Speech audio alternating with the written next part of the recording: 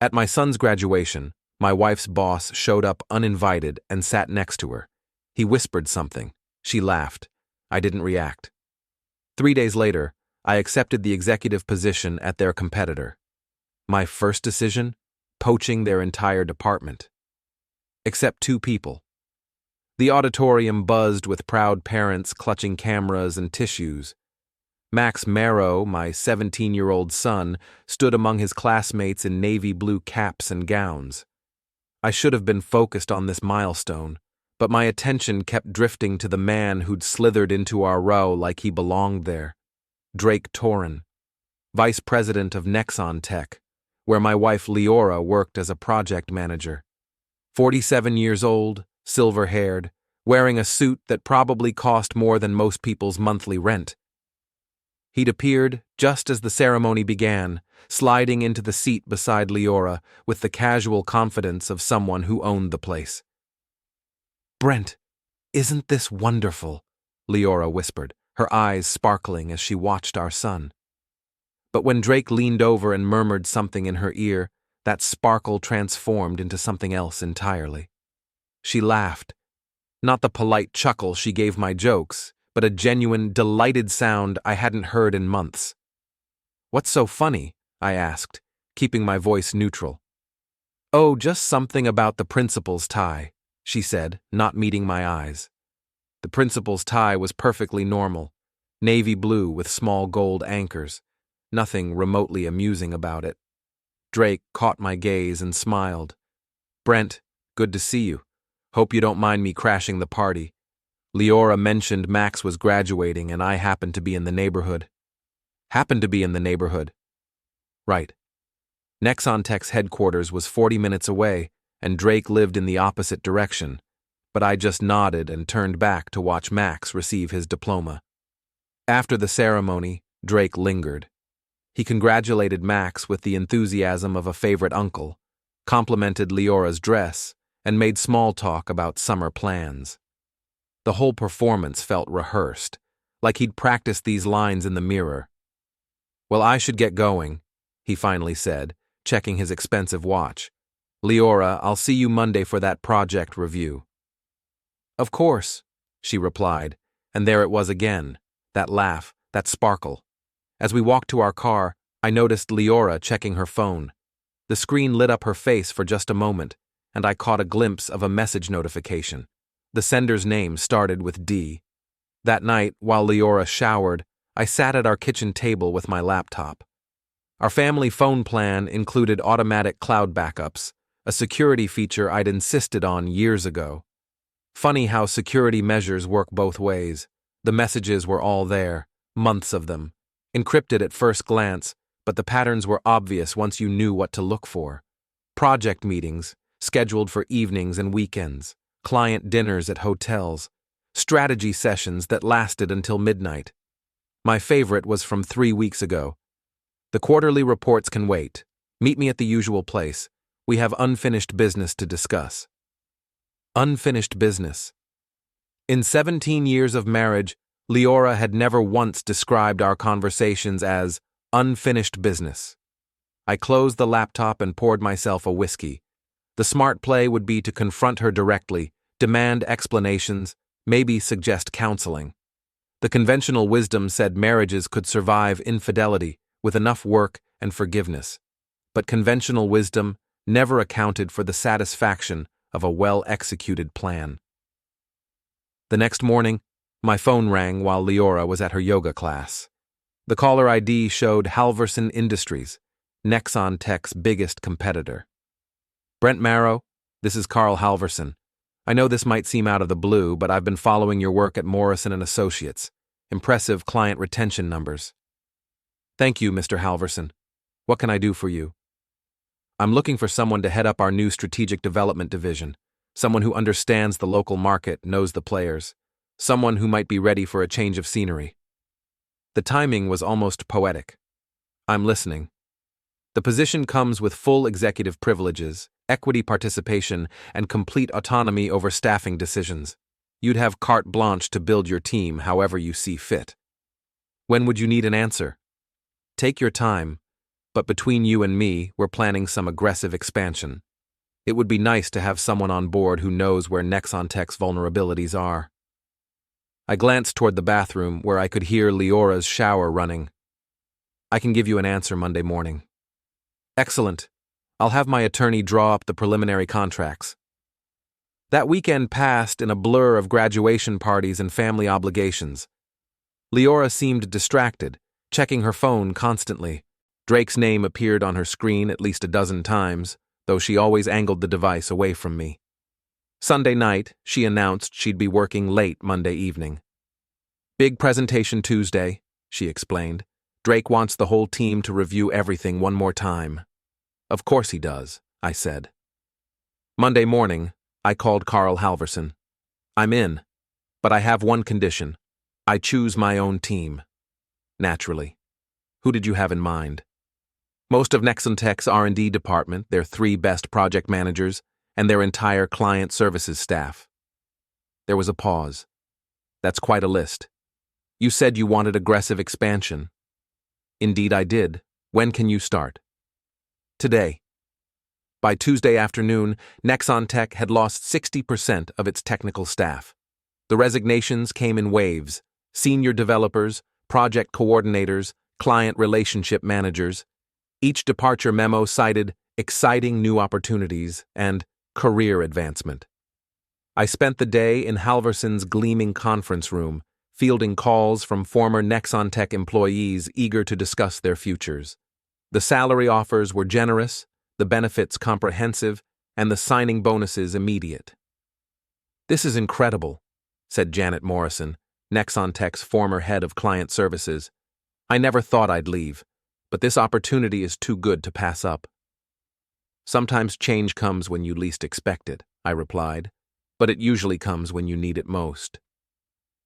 The only people I didn't call were Liora and Drake. Let them enjoy their project meetings while their company collapsed around them. My phone buzzed with a text from Liora. Something crazy is happening at work. Half the department quit today. I'll be home late. Drake called an emergency meeting. I'm sure he did. That evening, I was reviewing staffing reports when my doorbell rang. Through the peephole, I saw my neighbor, Mrs. Kitteridge, holding a casserole dish. Brent, dear, I heard about your new job. Congratulations. She handed me the dish and leaned closer. I also heard there's quite a stir over at NexonTech. People are saying someone orchestrated a mass exodus. Mrs. Kitteridge knew everything that happened in our neighborhood and most of what happened in town. Her network of information was more reliable than the local newspaper. Is that so? Oh, yes. And between you and me, people are wondering if it has anything to do with certain executives spending time together outside of office hours. She raised an eyebrow meaningfully. Not that it's any of my business, of course. Of course not. Well, I should let you get back to your evening. Give my regards to Liora when she gets home from her meeting. After Mrs. Kitteridge left, I called my best friend, Nate Russo. We'd known each other since college, and he'd spent 15 years as a police detective before starting his own security consulting business. Brent, buddy, I heard you made some waves today. Half the town's talking about the NexonTech situation. Word travels fast. Faster when it involves this much money. You want to tell me what's really going on? I gave him the abbreviated version. Drake, Liora, the messages, the job offer. So you're going nuclear without actually confronting her? I'm being strategic. Same thing. You need backup for this strategy? Maybe. I've got some research to do first. Research. Right. Just remember, whatever you're planning, keep it legal and keep it smart. Always do. Wednesday morning brought fresh chaos. NexonTech's stock price dropped 12% on news of the staff departures. Industry blogs were calling it a talent hemorrhage and speculating about internal problems. I was reviewing quarterly projections when my assistant knocked on my door. Mr. Marrow, there's a Drake Torin here to see you. He says it's urgent. Send him in. Drake entered my office like a storm front, his usual composure cracked around the edges. His suit was wrinkled, his silver hair slightly mussed. The confident executive from Max's graduation had been replaced by someone who looked like he'd been awake all night. "Brent, we need to talk. Have a seat." He remained standing. "You know why I'm here. I assume it's about the staffing changes at NexonTech. Congratulations, by the way. I heard you got promoted to head of what's left of the R&D department. Cut the act. You orchestrated this whole thing. I made some job offers. People made their own choices. This is about Liora." I leaned back in my chair. "Is it?" "Because from where I sit, this is about business. Halverson Industries needed talented people, and NexonTech had talented people who were ready for new challenges." Drake's face flushed. "You can't prove anything." "Prove what? That you're a mediocre executive who just lost most of his team? The market seems to be proving that pretty effectively." He stepped closer to my desk. "This isn't over." "You're right about that." After he left, I opened my laptop and began researching Drake Torrin's background. Corporate executives leave paper trails, employment records, financial filings, legal documents. Most of it's public information if you know where to look. What I found was interesting. Drake had worked for 3 companies in the past decade, and each position had ended abruptly. No scandals, no public disputes, just sudden departures followed by generous severance packages. But the most interesting discovery was in the insurance records. 5 years ago, Drake had collected a substantial life insurance payout following the demise of his brother, Felix Roord. The claim had been processed quickly, with minimal investigation. Except Felix Roord wasn't gone. He was working in NexonTech's Berlin office under a slightly modified name, Felix Rourke. Same birth date, same educational background, same employment history up until his supposed passing. I called Nate. "I need a favor." "Legal favor or the other kind?" "The kind that involves international employment records and a fake identity." "Ah, the other kind." Nate's investigation confirmed what I'd suspected. Felix Roord had passed in a convenient hiking accident. No body recovered, just testimony from his brother Drake about a fall into a rushing river. The insurance company had paid out $600,000 based on circumstantial evidence and Drake's emotional testimony. Meanwhile, Felix Rourke had been hired by NexonTech's European division 6 months later. Same skills, same experience, same distinctive scar on his left hand, visible in both his old driver's license photo and his new corporate headshot. "This is fraud on multiple levels," Nate explained over coffee at our usual diner.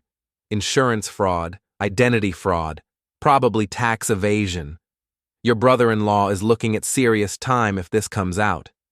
"He's not my brother-in-law." "Yet. So what's the play?" I slid a manila envelope across the table. "I need you to deliver this to Drake's apartment tonight. Don't ring the bell, don't make contact. Just leave it where he'll find it." Nate opened the envelope and whistled softly. Inside was a photograph of Felix Rourke at a NexonTech company event, along with a copy of his brother's obituary and a simple note: "Your past is calling." Subtle. I prefer direct. That evening, Liora came home earlier than usual. She seemed agitated, pacing around the kitchen while I prepared dinner. "Drake's been acting strange lately," she said. "Paranoid. He thinks someone's investigating him." "Why would anyone investigate him?" "I don't know. But he's been asking me to help him with some sensitive matters." I looked up from the stove. "What kind of sensitive matters?" She hesitated. "Client files, project documentation, things that might be valuable to competitors." "You mean industrial espionage?" "It's not that simple, Brent. Drake said if I didn't help him, he'd fabricate harassment claims against me. He showed me fake emails, doctored security footage. He could ruin my career." This was new information. I turned off the burner and faced her. "How long has this been going on?" 17 months.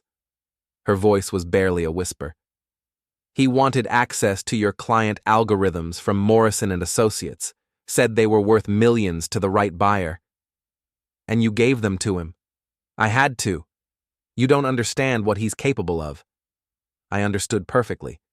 Drake Torrin was a sociopath who used blackmail and manipulation to get what he wanted. The affair wasn't romance. It was coercion with a smile.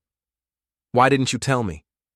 Because I was afraid you'd try to stop him, and then he'd destroy both of us. My phone buzzed with a text from Nate. Package delivered. Your boy found it about 10 minutes ago. Judging by the screaming, he got the message. I showed Liora the text. Drake's got bigger problems now. What did you do? I reminded him that some secrets have expiration dates. The next morning, Drake called my office 17 times. I didn't answer. Finally, he showed up in person, pushing past my assistant despite her protests. We need to talk, now. I'm busy. I know what you're doing. I'm reviewing quarterly projections. Very exciting stuff. He slammed his hand on my desk. You think you're clever, but you have no idea who you're messing with. I opened my laptop and turned the screen toward him. On display was Felix Rourke's employee profile from NexonTech's Berlin office, side by side with Felix Rourke's obituary. Actually, I think I know exactly who I'm messing with. The question is whether you want this conversation to stay private or become public. Drake's face went pale. What do you want? I want you to leave my wife alone. I want you to stop blackmailing her, and I want you to resign from NexonTech. That's not going to happen. Then I guess we'll see how the SEC feels about insurance fraud and identity theft. He leaned across my desk. You're making a mistake, Brent. I have resources you can't imagine. I can make your life very difficult. More difficult than discovering my wife's been coerced into corporate espionage? I doubt it. After he left, I called Liora. Pack a bag for you and Max. Stay at your sister's place tonight. Why? Because desperate people do unpredictable things, and I'd rather not find out how unpredictable Drake can be. That evening, my home security system activated twice. The first alert showed a figure in dark clothing testing the locks on my back door. The second showed the same figure examining my garage windows. Both times, the motion-activated lights sent the intruder scurrying. I called Nate. Looks like Drake's escalating. You want me to come over? No, but keep your phone on. This might get interesting. The break-in attempt convinced me that Drake was more dangerous than I'd initially thought. Someone willing to commit insurance fraud and blackmail wouldn't hesitate to escalate to more direct methods. I spent Thursday installing additional security measures, cameras with cloud backup, motion sensors, and a silent alarm connected directly to the police station. If Drake wanted to play games, I'd make sure the rules favored me. Meanwhile, the fallout at NexonTech continued. 3 more employees had resigned, including Casey Lynn from HR, the woman who'd been shooting glances at Liora during Max's graduation. According to my sources, she'd been Drake's primary accomplice in the blackmail scheme, helping him fabricate evidence and manipulate personnel files. My phone rang while I was reviewing security footage. The caller ID showed unknown. Brent Marrow. Stay away from things that don't concern you. The voice was electronically distorted, but the underlying tone was familiar. I'm sorry, who is this? Someone who knows where your son goes to school. Someone who knows his schedule, his friends, his habits. The line went quiet. I immediately called Max's school and arranged for early dismissal, then drove to pick him up myself. On the way, I called Nate. Drake just threatened Max. That changes things. Threatening a minor crosses several legal lines. I'm taking Max somewhere safe. Can you keep an eye on my house? Already on my way. I drove Max to my brother's place 2 towns over, explaining only that there was a business dispute that might get complicated. Max, being 17 and more interested in his girlfriend than family drama, accepted the explanation without much questioning. On the drive back, Nate called. Your house had visitors, 3 guys in a panel van, professional equipment. They disabled your main alarm system, but the backup cameras caught everything. Did you call the police? They're already here. Arrested 2 of them. The 3rd one got away, but we've got clear footage of his face. When I arrived home, my living room looked like it had been hit by a tornado. Furniture overturned, drawers emptied, papers scattered everywhere. But the real damage was in my home office, where they'd torn apart my filing cabinets looking for something specific. Detective Martinez, who'd worked with Nate back in his police days, walked me through the scene. They were looking for documents, computer files, maybe physical evidence. Any idea what they might have been after? Probably anything that could connect them to corporate espionage or fraud. Them? I gave Martinez the condensed version. Drake's blackmail scheme, the insurance fraud, the threats against Max. He took notes and nodded grimly. We'll need you to come in tomorrow and give a formal statement. In the meantime, I'd recommend staying somewhere else tonight. Already planned on it. I spent the night at a hotel using the time to dig deeper into Drake's background. What I found made the insurance fraud look like a parking ticket. Drake's psychiatric evaluation for his executive position at NexonTech had been falsified. The real report, which I accessed through a contact in the medical records department, painted a picture of someone with antisocial personality disorder and a history of manipulative behavior. But the evaluation on file with NexonTech's HR department showed a completely clean psychological profile. Someone had swapped the reports, and I had a pretty good idea who. The next morning, I called Casey Lynn. She'd been avoiding my calls since the mass resignation, but desperation finally made her answer. Brent, I can't talk to you. Casey, I know about the psychiatric reports. I know you helped Drake falsify his evaluation. Silence. I'm not trying to destroy you, but I need to know everything. The blackmail, the document theft, all of it. Meet me at the Spillway bar at noon. Come alone. The Spillway was a dive bar on the outskirts of town, the kind of place where conversations stayed private and questions weren't asked. Casey was already there when I arrived, hunched over a whiskey and looking like she hadn't slept in days. He's insane, Brent. Literally insane.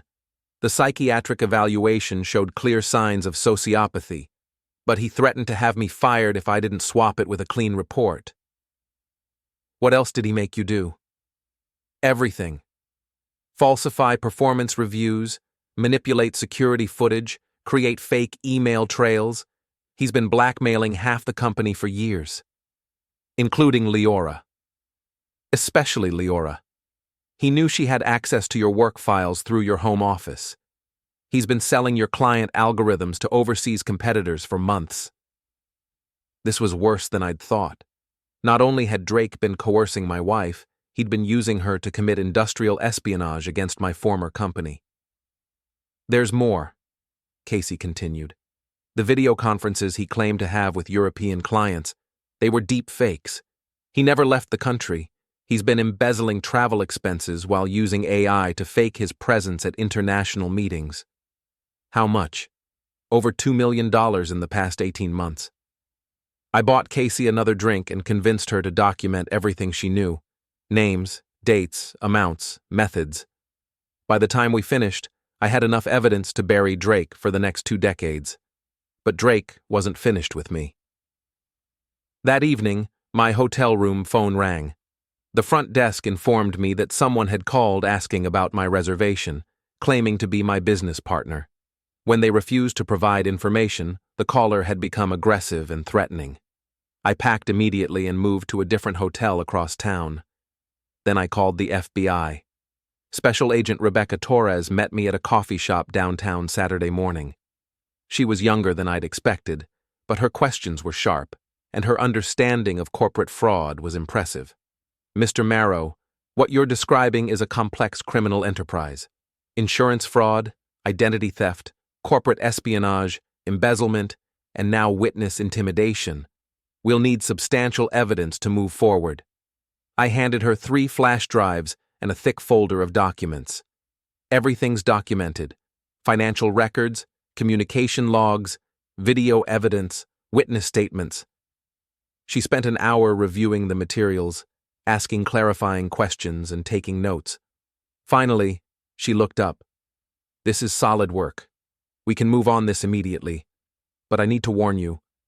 Once we start the investigation, your own finances will be scrutinized. If you've benefited from any of the stolen information, even unknowingly, you could face charges. I understand. There's something else. Your wife's involvement complicates things. She may face charges as an accessory, even if she was coerced. What kind of charges? Industrial espionage, theft of trade secrets, possibly treason if any of the stolen information involved government contracts. My stomach dropped. Government contracts? Your former company, Morrison & Associates, held several Defense Department contracts. If those specifications were compromised, I thought about the files in my home office, the security clearances, the classified project documentation that Liora would have had access to. Drake hadn't just been stealing corporate secrets, he'd been selling national security information. How long do I have before the arrests? We'll coordinate with local law enforcement Monday morning. I'd recommend getting your family to safety before then. I spent the weekend moving Max to a secure location and trying to prepare Liora for what was coming. She took the news about the federal investigation better than I'd expected, almost with relief. I'm glad it's finally over, she said. I've been living in fear for so long, I'd forgotten what normal felt like. There might be charges, Liora, serious ones. I know, but at least I won't have to lie anymore. Monday morning arrived with the subtlety of a hurricane. FBI agents raided NexonTech's headquarters at dawn, seizing computers, files, and financial records. Drake was arrested at his apartment, along with Casey Lynn and 2 other employees who'd been part of the scheme. The local news covered the story with breathless excitement. Corporate espionage, international fraud, millions of dollars in stolen technology. By noon, NexonTech's stock had lost 40% of its value. I watched the coverage from my office at Halverson Industries, where I was supposed to be planning our expansion strategy. Instead, I was fielding calls from FBI agents, federal prosecutors, and journalists who'd somehow gotten my number. The irony wasn't lost on me. In trying to destroy Drake, I'd also destroyed the company where my wife worked, eliminated my own equity stake in the investigation, and potentially sent the mother of my child to prison. But some victories require sacrifices. That afternoon, Agent Torres called with an update. Drake's talking. He's trying to minimize his role and blame everything on your wife. What's he saying? That she was the mastermind, that he was just following her instructions. He claims she seduced him to gain access to company resources. That's ridiculous. We know. The evidence clearly shows a pattern of coercion and manipulation on his part. But he's got expensive lawyers, and they're going to fight this hard. The trial preparation took months. I testified before grand juries, provided depositions, and watched my life get dissected by federal investigators. The media attention was relentless. Reporters camped outside my house, followed Max to school, and turned every aspect of our private lives into public entertainment. Drake's defense team tried everything. They claimed he was the victim of an elaborate setup, that I'd orchestrated the entire scheme to destroy a romantic rival. They painted Liora as a manipulative seductress who'd used both men for her own gain. But the evidence was overwhelming. Financial records, communication logs, video footage, witness testimony, everything pointed to Drake as the architect of a complex criminal enterprise that had operated for years. The final blow came when Felix Roord was extradited from Germany to testify about his fake demise. Seeing the 2 brothers in the same courtroom, very much alive, destroyed any remaining credibility Drake might have had. The jury deliberated for less than 6 hours.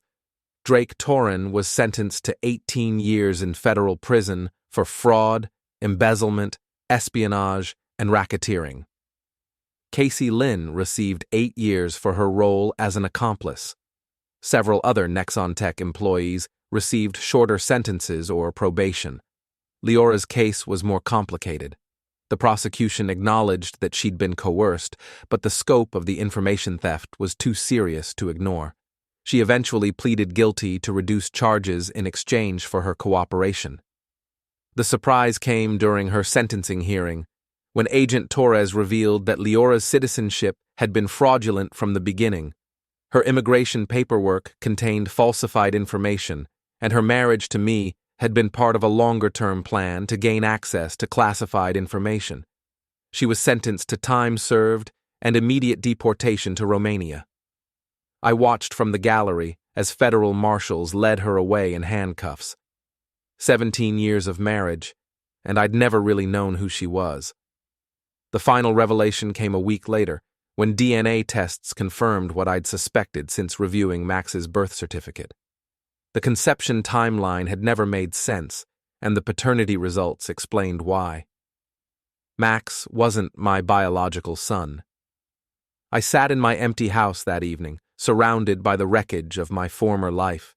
My wife was gone, my stepson was living with relatives, my career was in ruins, and my financial future was tied up in federal asset forfeiture proceedings. But Drake Torrin was in prison, his criminal enterprise was destroyed, and the truth was finally public. Sometimes revenge is expensive, sometimes it costs everything you have, but sometimes it's still worth the price. The house felt different now, quieter, cleaner, honest in a way it hadn't been for years. I poured myself a whiskey and raised it in a toast to the empty room. To uninvited guests, I said aloud, and canceled celebrations. Outside, Mrs. Kitteridge was tending her garden, probably planning her next batch of neighborhood gossip. The story of Drake and Liora would keep the local rumor mill busy for years. I finished my drink and closed the blinds. Tomorrow, I'd start rebuilding. Tonight, I'd enjoy the silence.